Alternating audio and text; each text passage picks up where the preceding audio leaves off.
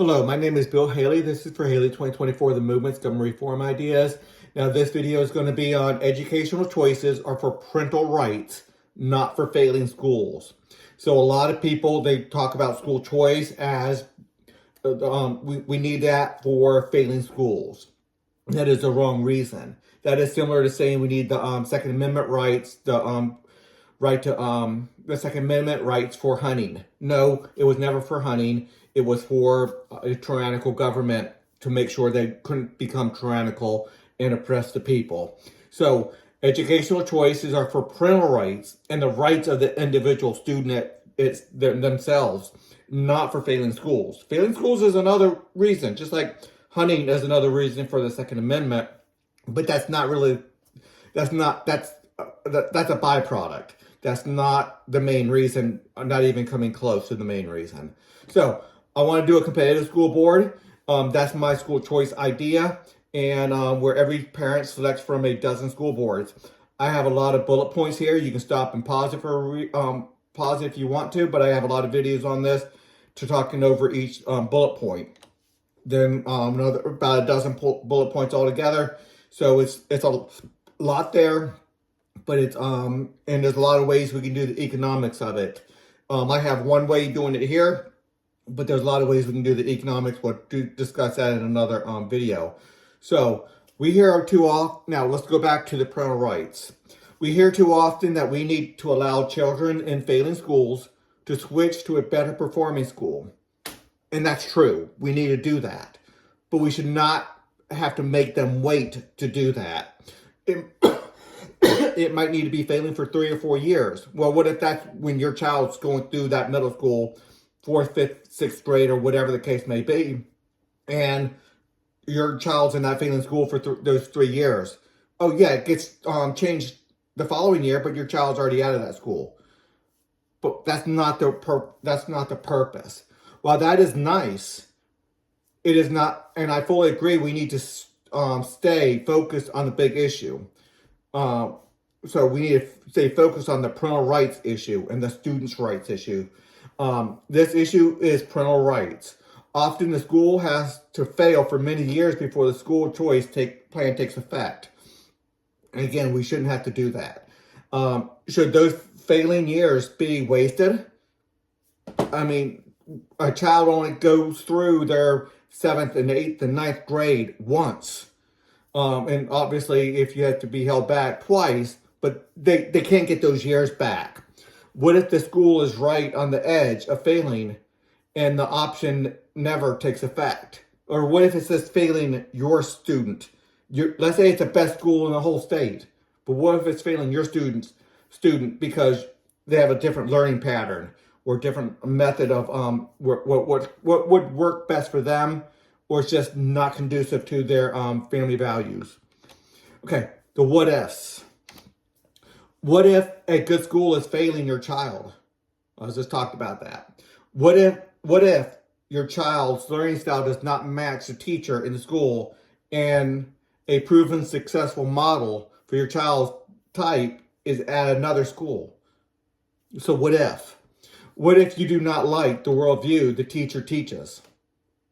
Whether it's secularism versus Christianity or another religion, or what if your child is academically far above the average of the class, but the teacher must teach to the average, leaving behind the people who are struggling, not able to do academics at that point in time for mental reasons or family reasons or stress in their lives.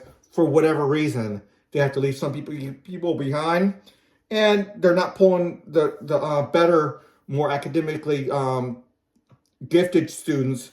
They're not challenging them. So people need to change schools for different reasons. The same applies to those struggling. Many students are left behind, not to delay the entire class. School choice should always be about parental rights, liberty, and free enterprise. School choice is not about getting rid of the oppression of socialism. Wait a minute, it is. School choice is about getting rid of the oppression of socialism. Socialism never puts out the best product. School choice is about the benefits of people competing to develop the best educational models. We don't get the best educational models when it's a monopoly. School choice is about parents inculcating religious values. Inculcating is instilling values time after time after time, day after day after day, class after class, book report after book report. What religious values do you want in your instilled in your student as they're learning their academics? It's not in replace of academics. So, school choice is about government not mandating academic education to be taught in a secular environment. School choice is about not allowing special interests to force their interest on all children.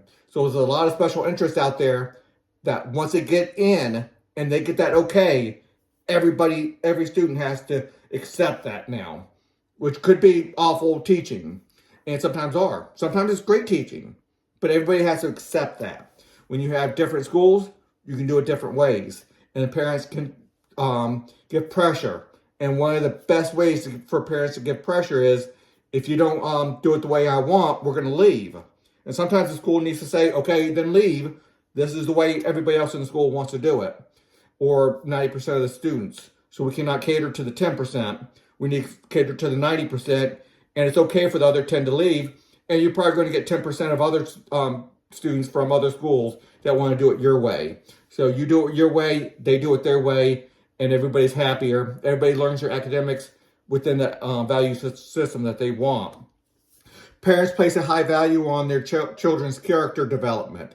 When asked to list the top 3 factors that influence their decision to have their children attend their chosen school. So within the surveys of people who taking advantage of school choice programs, the top 3 factors are, by a majority of scholarship parents, were religious environment instructions. So what were their religious environment during their instructions? And morals, character, and values instruction. What is being taught? That is why we want to leave. I say we. The people who want to leave. Yes, I did not teach my children in the public school system. I was put all the way through public school system. And I think I turned out fine. However, it was a different time than we are now. And even then, it was significantly secular. And I had friends who were more on the Christian-based side who did not appreciate as much of the secularism during that school system when I was in high school. Anyway, there's a lot there. Okay, just like the Second Amendment rights are not about hunting, school choice is not about failing academics. It is a part, but not central. Okay, there's a lot more about it too. That's just one controversial issue.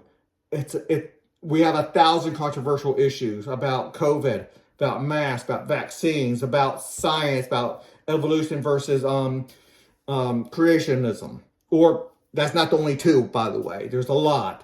So let's not think that one has a better scientific justification than the other. Well, there is. However, that needs to be freely debated in the system. And let's keep on going. Okay, I'm done with that article, but if you want to know about the structure, I want to create this within. I'm not going to go through each one of these. All these will be on my website. I'll give that website to you in a minute. But you can see how we do have a structure. And while the CRA is central to the structure, there is a hierarchy and a system to make sure things are done correctly. So if you want to go through the structure, I have it all on my website at Haley2024.org. Please consider a donation to my Haley 2024 The Movement. The donation pages at that website without an issue. It works out just fine. And until the next video.